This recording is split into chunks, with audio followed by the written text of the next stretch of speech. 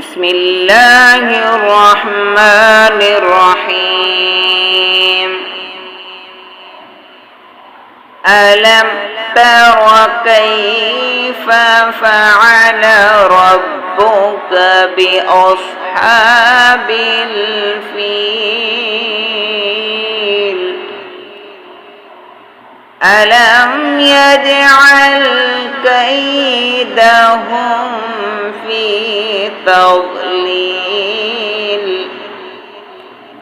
وأرسل عليهم طيرا أبابيل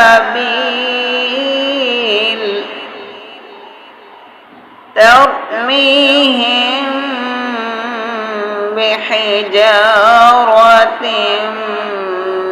من سجيل فجعلهم كعصف مأكول.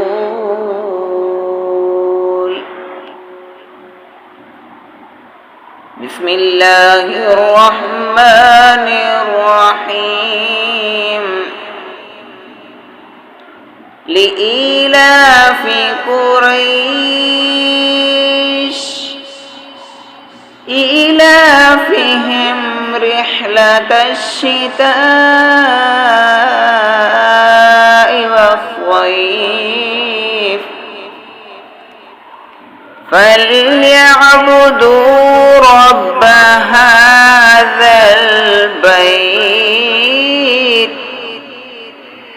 الذي أطعمهم من جوع وآمنهم من خوف.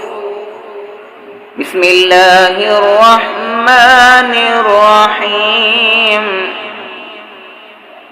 أرأيت الذي يكذب بالدين فذلك الذي يدع اليتيم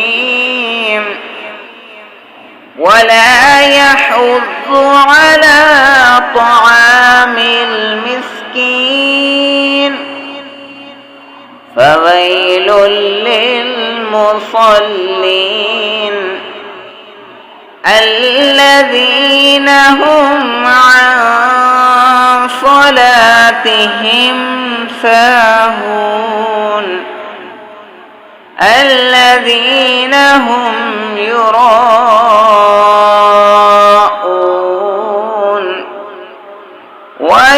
ويمنعون الماعون.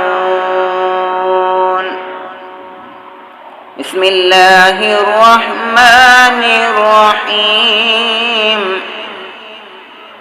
إنا أعطيناك الكوثر فصل لربك وانحر إن شانئك هو الأبتر.